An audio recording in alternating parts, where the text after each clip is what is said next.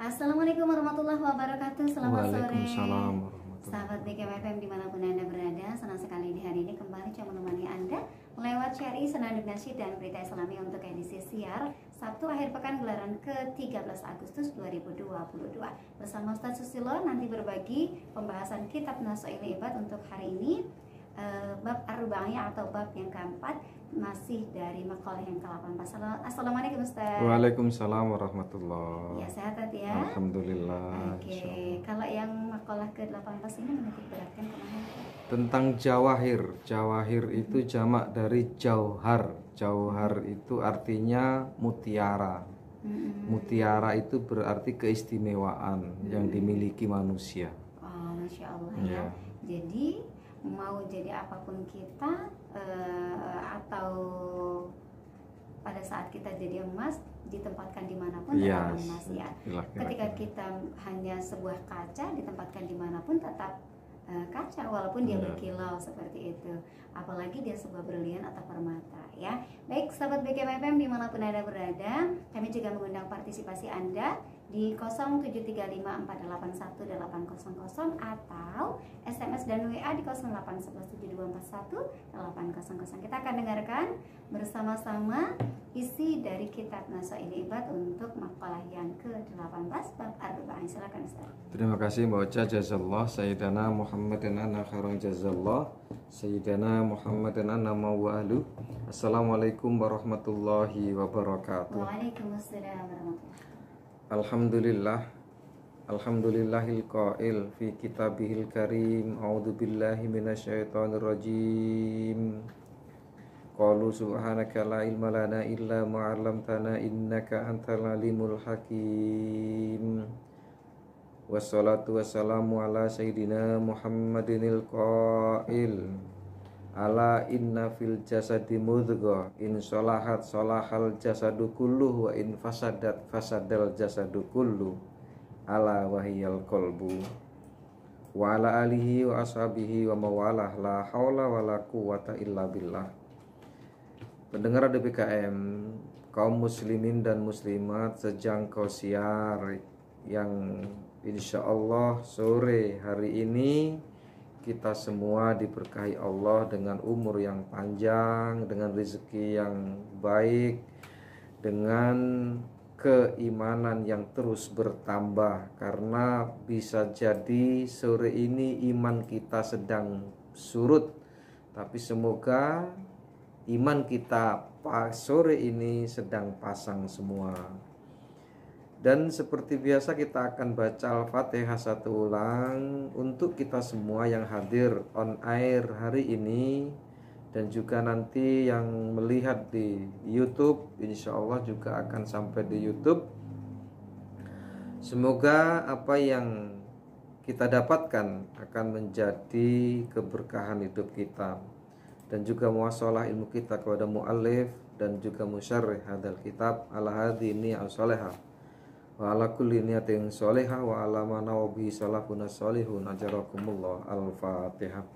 A'udzu billahi minasyaitonir rajim. Bismillahirrahmanirrahim. Alhamdulillahirabbil alamin arrahmanir rahim maliki yaumiddin.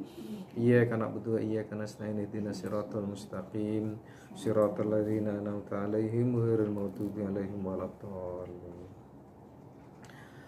Baik pendengar DBKM dimanapun Anda berada, hari ini sore ini kita masuk pada makalah yang ke-18 dari bab Ar-Rubaiyah. Al-maqalah ats-tsaminah asyrah. Qala alaihi salam, Rasulullah bersabda, arba'atu jawahir, ada 4 jawahir, 4 mutiara, wahya libasut tabi'ah, atau disebut juga sebagai libasut tabi'ah. Libasut tabi'ah itu adalah pakaian tabiat manusia fi jismi bani Adam, yang itu ada di dalam diri anak Adam atau manusia. Jadi 4 keistimewaan, saya bilang bisa dimaknai keistimewaan karena mutiara itu adalah hal yang istimewa yang menempel di dalam diri Bani Adam atau manusia. Tetapi 4 itu yang disebut sebagai mutiara itu bisa yuziluha arba'atu asya, bisa dihilangkan juga atau bahkan tidak berfungsi sama sekali dari keistimewaan yang menempel dalam diri manusia saat ada 4 setelahnya. Seperti itu insya Allah. Atau as-sifat al-madmumah, atau sifat-sifat yang buruk yang menutupi keistimewaan atau mutiara yang dimiliki oleh manusia itu. Apa di sini? Amal jawahir fal aklu. Jadi mutiara-mutiaranya manusia yang menempel dalam diri manusia yang Allah bekali untuk makhluk yang namanya manusia itu ada 4. Walaupun pernah kita bahas at-tahlilul insani. At-tahlilul insani itu adalah analisa kemanusiaan. Itu pernah kita bahas, bukan hanya 4 tetapi 6 sebenarnya. Cuman enggak apa-apa, ini 4 juga enggak apa-apa karena ini sudah menjadi sabda Rasulullah SAW. Yang pertama adalah al-aklu. Akal. Akal itu apa sih sebenarnya? Wa jauhirun ruhaniyun. Dia adalah mutiara secara ruhani. Karena akal itu bukan hanya pada bentuk otak besarnya. Bentuknya otak itu kayak itu ya, bentuknya kayak kol. Tidak, bukan itu maksudnya. Itu secara dohirnya. Tetapi sebenarnya yang dimaksud akal di sini adalah yang dia sebagai ruhaninya. Karena boleh jadi orang bukan boleh jadi orang gila pun punya akal, tapi nggak fungsi. Kenapa nggak fungsi? Karena fungsinya nggak jalan. Dan nanti orang-orang yang punya akal, punya otak tapi nggak punya akal, kira-kira seperti itu gambarannya, adalah orang yang bukan mukallaf, bukan orang yang terbebani dengan perintah agama. Makanya di sini disebutkan bahwa akal itu adalah jauhirun ruhaniyun khalaqahullahu ta'ala muta'alliqan bi badanil insan, yang itu diciptakan oleh Allah untuk manusia, nempel di dalam jasad manusia. Dan itu nanti yang bakal membedakan antara manusia dengan hewan. Seperti itu. Terus yang selanjutnya ad-din. Ad-din itu adalah agama. Agama itu nempel juga di dalam diri manusia. Dan agama itu juga sebagai keistimewaan makhluk yang namanya manusia. Dan manusia memang Allah berikan agama agar apa? Agar lurus. Dan apa maksudnya di sini? Huwa ma yad'u ashabal ukul ila qabuli ma huwa minar rasul. Yang agama ini selalu dan terus memanggil orang-orang yang berakal. Orang-orang yang punya akal dipanggil agar apa? Agar dapat menerima apa yang diterima oleh Rasulullah SAW. Jadi apa yang dibawa Rasulullah itu adalah agama. Dan akallah yang mewadahinya. Makanya ladina liman la aklalahu. Tidak wajib beragama bagi orang yang tidak punya akal.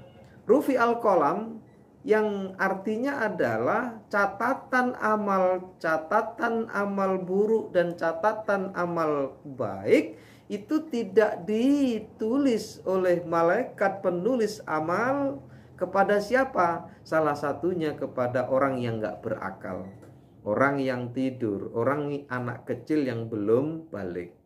Nah, orang-orang yang rufi al-qalam yang salah satunya adalah orang yang nggak berakal, berarti dia tidak dipanggil oleh agama. Karena agama di sini walaupun dia nempel dalam diri manusia, nggak semua harus beragama, nggak semua harus tunduk pada agama dan menjalankan perintah agama. Kepada siapa? Orang yang tidur. Kepada siapa? Orang yang gila. Gila itu kemana? Akalnya masih nggak? Oh, otaknya masih nggak? Masih. Tapi kenapa dia nggak jadi mukallaf? Karena akalnya nggak ada.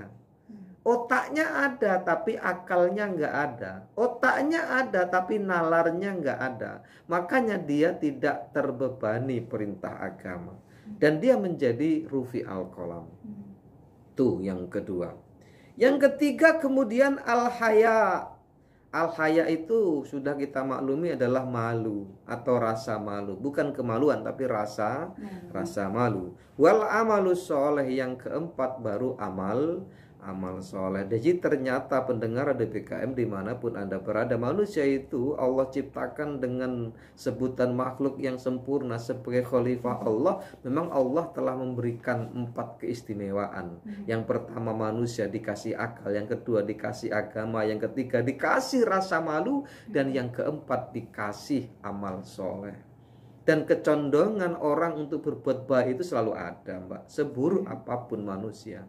Pernah saya ceritakan bagaimana seorang pelacur yang malamnya dia berbuat jahat, pagi dia masih sayang dengan anaknya, masih diantar sekolah anaknya.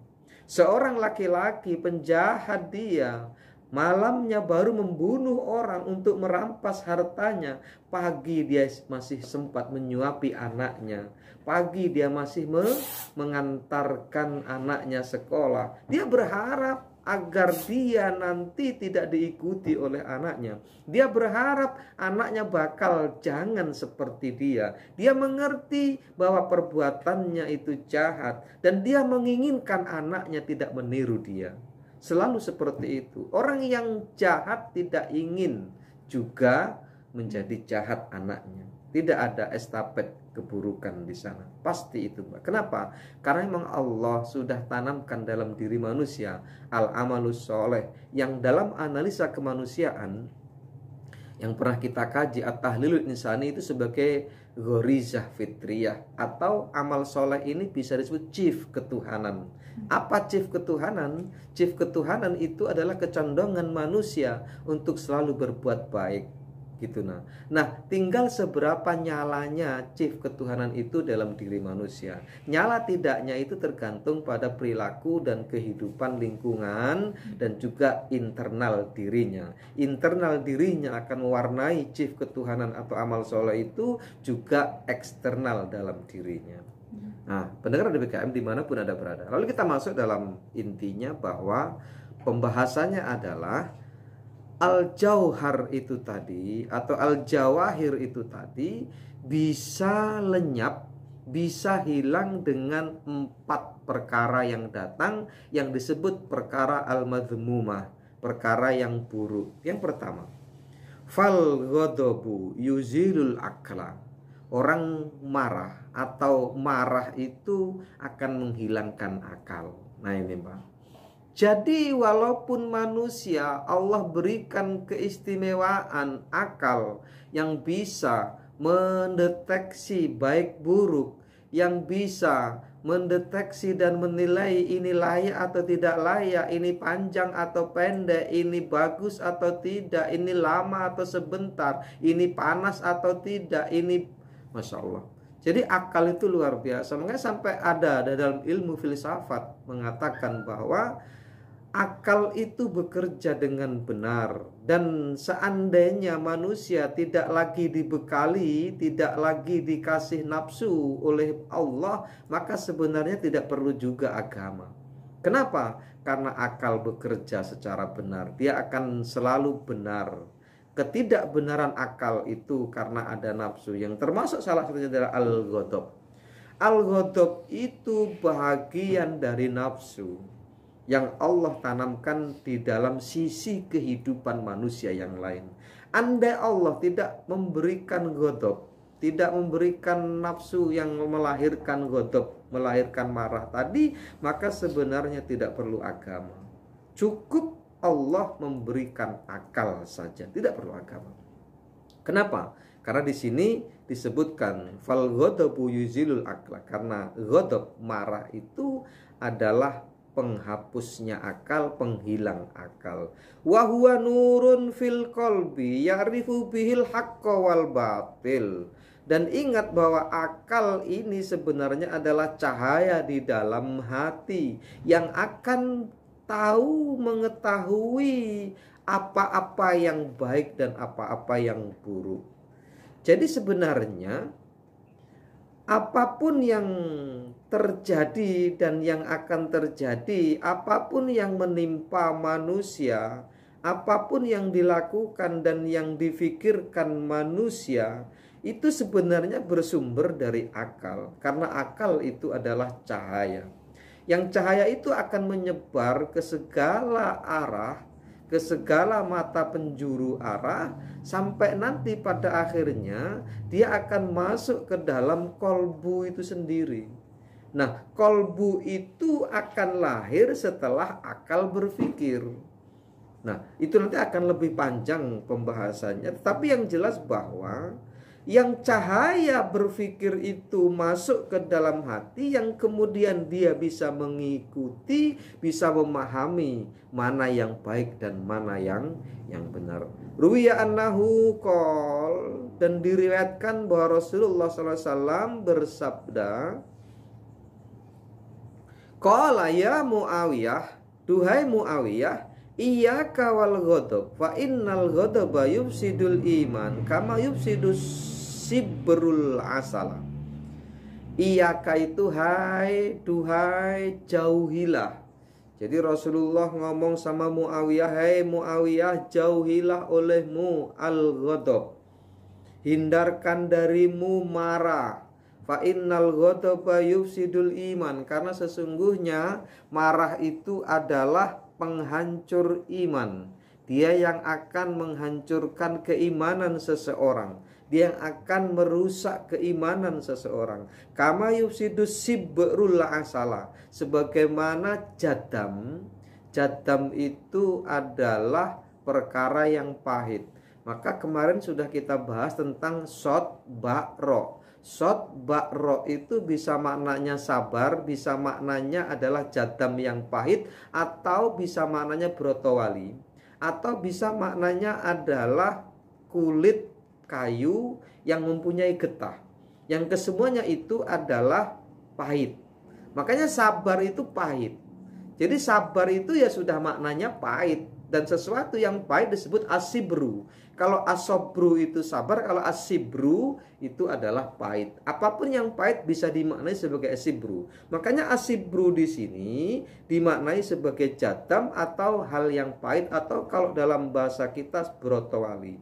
Dan ingat bahwa marah itu akan menghancurkan, akan merusak iman, sebagaimana getah itu akan merusak madu.